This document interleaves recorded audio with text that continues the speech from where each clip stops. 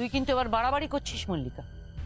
এতবার বারণ করা সত্ত্বেও তুই যদি তোর হঠকারী কাজকর্ম বন্ধ না করিস, এবার কিন্তু নিশ্চিতভাবে তুই বিপদে পড়বি। এসব ছাড়, নে চল গুহার ভেতরে চল। তোর আয়েসের সব ব্যবস্থা আমি করে রেখেছি, সব কিছু অতি যত্ন করে সাজানো আছে। আয় আমার সঙ্গে আয়।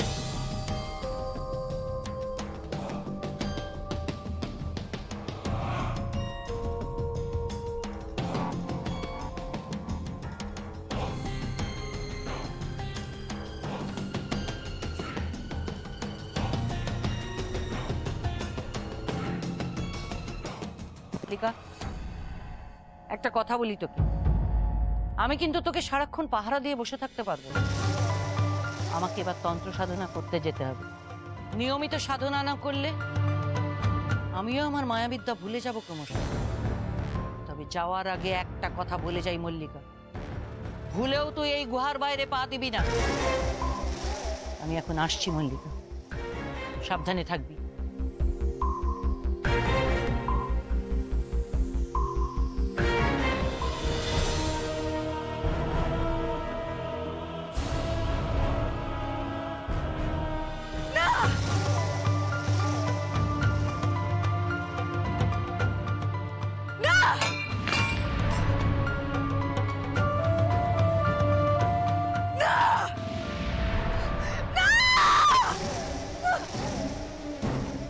আপনার কোনো কথা আমি শুনবো না মাতা, কোনো কথা শুনবো না। আপনি আমার যতই থামানোর চেষ্টা করুন না কেন, যতই বারণ করুন না কেন, সূর্যনগর তো আমাকে যেতেই হবে। যতক্ষণ না পর্যন্ত পদ্মার ওই সাত ছেলেকে আমি শেষ করতে পারছি, আমার কলজে ঠান্ডা হবে না, কিছুতেই না। তাই আপনার কথা মতো এই গুহায় আমি নিশ্চিন্ত হয়ে চুপ করে বসে থাকতে পারবো না, কিছুতেই না। আমি এক্ষুনি এই মুহূর্তে যাব সূর্যনগর।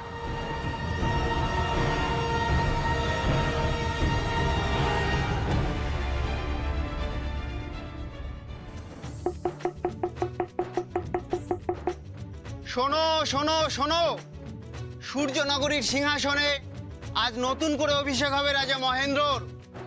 এই শুভ অনুষ্ঠানে সকল প্রজার আমন্ত্রণ রইল। শোনো শোনো শোনো।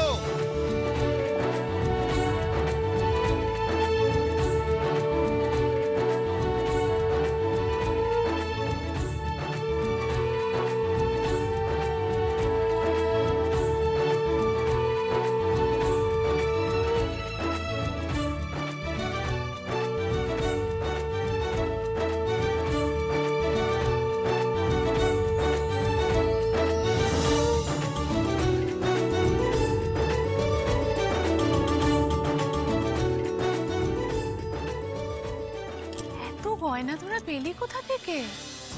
এগুলো আমাদের প্রিয় মহারানীকে আমাদের ভালোবাসার উপহার। তুমি ফিরিয়ে দিও না মহারানী, তাহলে যে আমরা খুব কষ্ট পাবো। তোরা যে সবাই এখনো আমাকে এতটা ভালোবাসিস, সেটা ভেবেই আমার অবাক লাগছে। তোদের সকলের জন্য আমারও তরফ থেকেও কিছু উপহার আছে, দাঁড়া।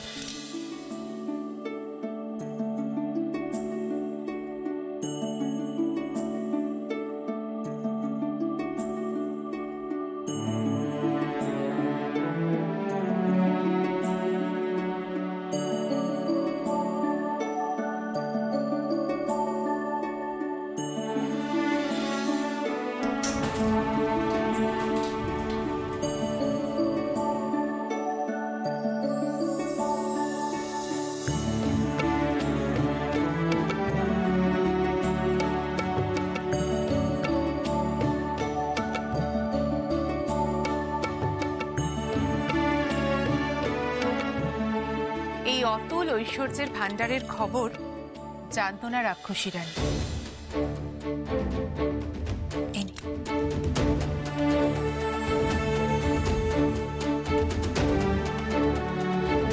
তাই ওই রত্ন ভান্ডার এখনো একই রকম আছে।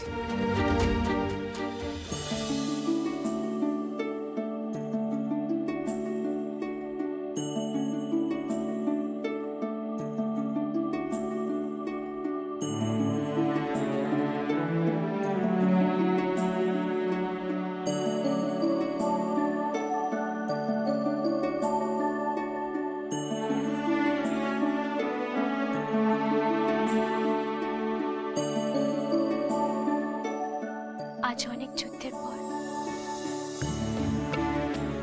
আমি আমার লক্ষ্য পূরণ করতে পেরেছি। আজ আমার মা, বাবা, 7 ভাই সবাই আমরা একসঙ্গে রাক্ষসদের তাড়িয়ে সূর্যনগরের জয়ের পতাকা উঠেছে প্রাসাদের চূড়ায়। আজ আমার বড় আনন্দের দিন।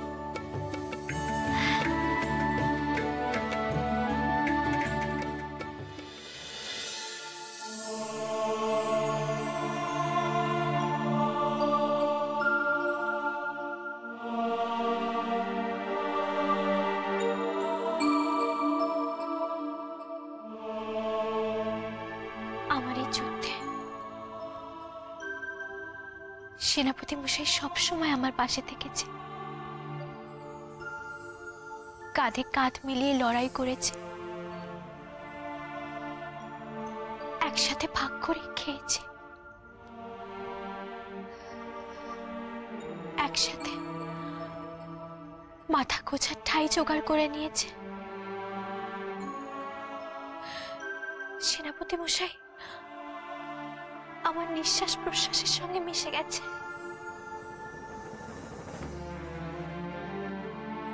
কিন্তু আজ আমার যুদ্ধ শেষ। আজ আমি সূর্যনগরের রাজকন্যা। এই বিলাসবহুল রাজপ্রাসাদের অন্দরমহলে আমার স্থান। নানান রাজকীয় বিধিনিষেধ, আচার অনুষ্ঠানের মধ্যে আটকা পড়ে থাকবো আমি। দাসদাসীরা ঘিরে থাকবে আমার। আর সেনাপতি মশাই, সে হবে এই রাজ্যের প্রধান সেনাপতি, প্রাক্তন প্রধান সেনাপতির পুত্র। তার সঙ্গে হয়তো আমার কদাচিৎ কোনো উৎসব অনুষ্ঠানে বা রাজসভায় দেখা হবে। কিন্তু আমি সেনাপতি মশাইকে ছাড়া থাকবো কি করে? না না, এমন করে আমি বাঁচতে পারবো না। আমাকে এক্ষুনি একবার সেনাপতি মশাইয়ের সঙ্গে কথা বলতে হবে। আমার মনের কথা খুলে বলতে হবে তাকে। রাজকন্যা, আমরা ফুল নিয়ে এসেছি তোমার জন্য। এসো, ফুলটা সাজিয়ে দিই তোমায়। এখন এসব থাক, আমাকে এক্ষুনি একবার বেরোতে হবে। এখন এখন কোথায় যাবে রাজকুমারী? আমার একটা জরুরি কাজ আছে, আমি আসছি। রাজকুমারী, রানীমা তোমাকে ডাকছেন, ওই খাবার ঘরে আছেন তিনি।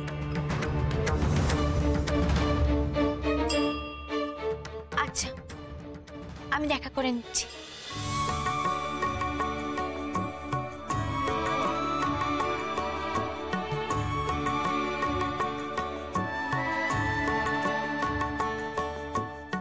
নেবা ছাড়া এবার শুরু কর। আমি এখানে বসছি, নে শুরু কর।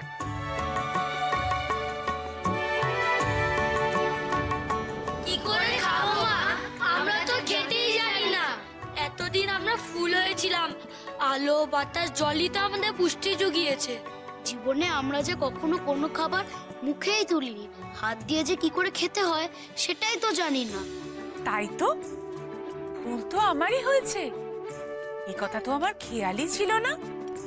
দাঁড়া, আমি তোদের শিখিয়ে দিচ্ছি কিভাবে খেতে হয়।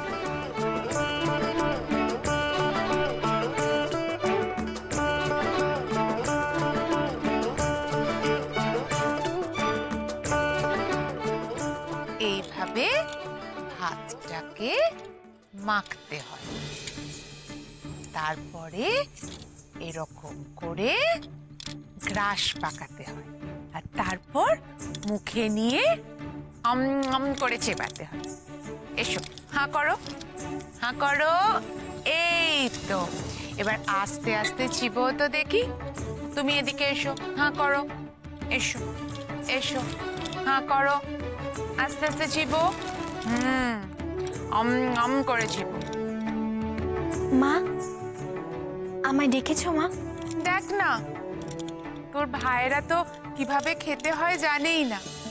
কোনটার পর কোনটা দিয়ে কিভাবে খেতে হয় একটু শিখিয়ে দে তো ওদের। আয় তো। আচ্ছা মা।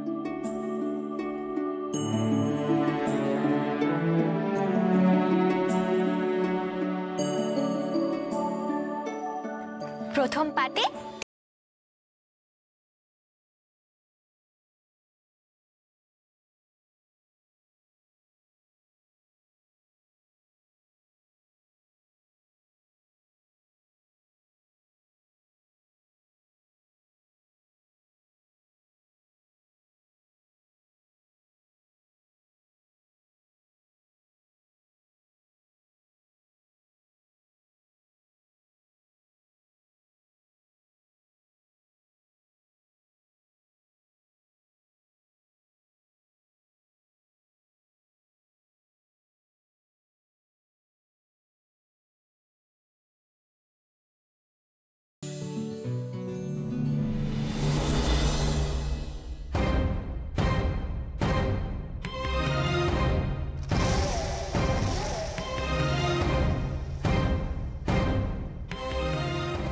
সব কটা ছানা এক জায়গাতেই আছে।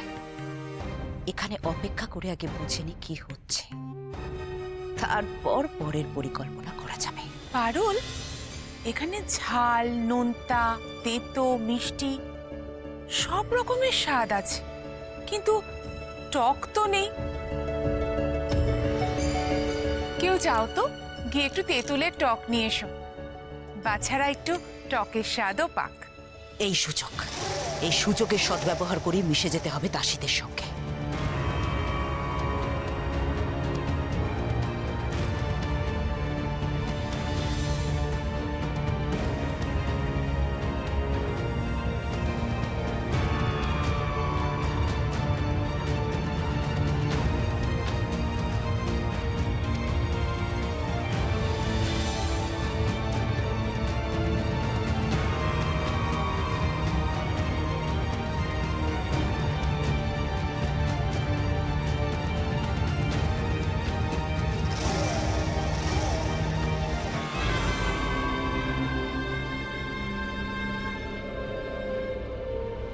নে, এবার তোরা নিজে হাতে খাওয়ার চেষ্টা কর।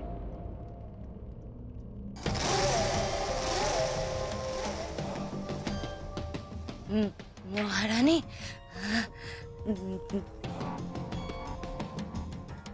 তেঁতুলের টক।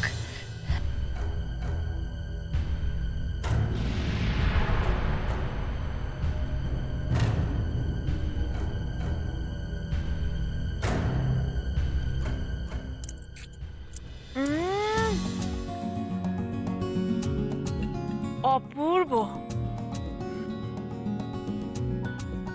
তেঁতুলের টক যে কোনোদিন এত অপূর্ব হতে পারে আমি না খেলে জানতেই পারতাম না। কে রেঁধেছে এমন অপূর্ব তেঁতুলের টক?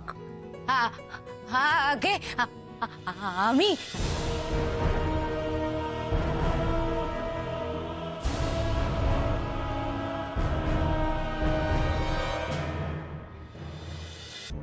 তুমি রাজবাড়ির রাঁধুনি?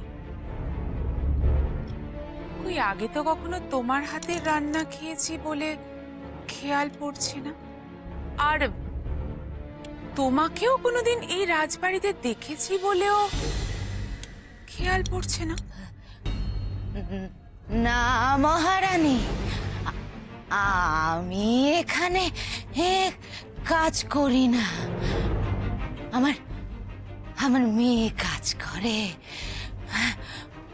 ওর আজ শরীরটা বড়ই খারাপ, তাই আমি এসেছি কাজ করতে। আজ বড় উৎসবের দিন, আনন্দের দিন। মহারাজ, মহারানী, রাজকুমারী রাজপুত্ররা সব সব এসেছে। এমন দিনে কি কাজে না এলে মানায়? তাই তাই মেয়ের জায়গায় কাজ করতে চলে এলাম।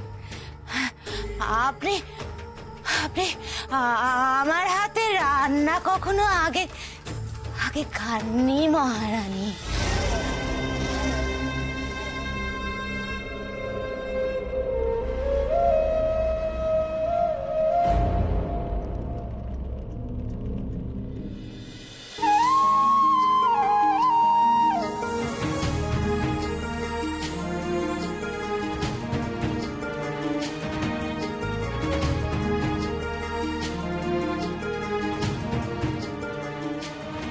আরে আরে করিস কি তোরা?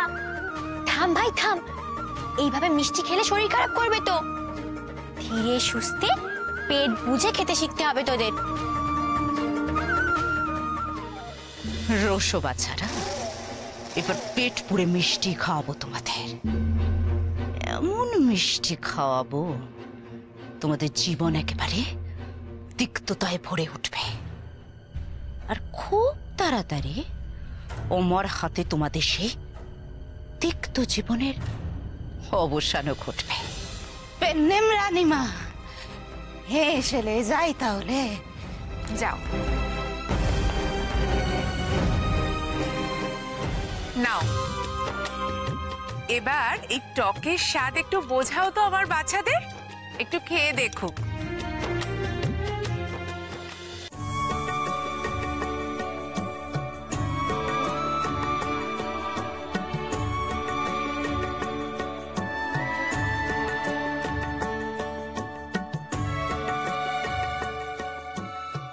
এবার সেনাপতি মশাইয়ের সঙ্গে দেখা করতে হবে, কিন্তু কোথায় দেখা করব আমি? তার ঘরে গেলে কেউ যদি দেখে ফেলে? না না, আমি বরং বাগানে যাই। যদি সেখানে আসে সেনাপতি মশাই, তাহলে নিরিবিলিতে দুটো কথা বলা যাবে।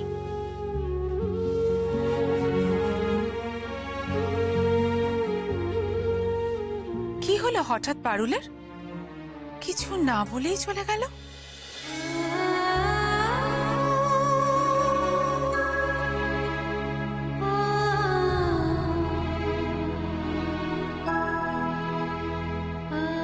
এই সেই বাগান, এই বাগানে সেনাপতি মশাইয়ের সঙ্গে কত স্মৃতি জড়িয়ে আছে আমার।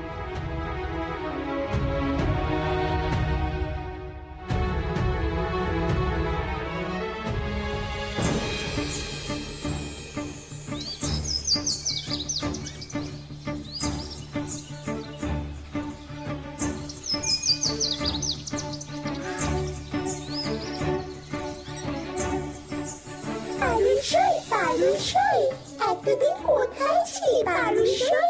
গিয়েছিলি কোথায়? একটা বড় কাজ সেরে এলাম। বল না পারুলসই, কি কাজ? আমরা জানি কি কাজ। সাত ভাইকে উদ্ধার করে আনতে গেছিল পারুল। জানি জানি, আমরাও জানি। এই সূর্যনগর থেকে রাক্ষসদের তাড়ালো তো আমাদের পারুলসই।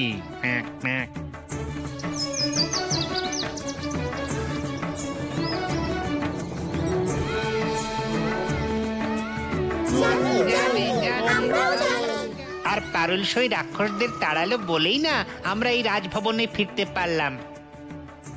কি করে বোঝাই তোদের? সেনাপতি মশাই না থাকলে এসব কিছুই করতে পারতাম না আমি।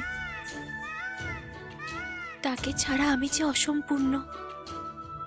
কি হলো পারুলসই, এমন সুন্দর পেখম মেললুম, তাও তোর মন পেলুম না? সত্যি তো, পারুলসইয়ের মুখ ভার কেন?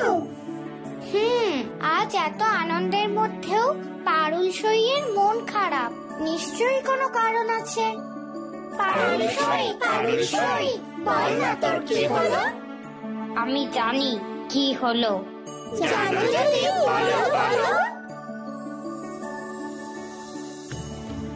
কি করে বলি এদের? কেন আমার মন খারাপ? এখন শুধু একজনই পারে আমার মন ভালো করে দিতে, কিন্তু কোথায় সে কে জানে। তার কি একবারও আমার কথা মনে পড়ছে না? নাকি রাজকার্য নিয়েই মেতে আছে সে?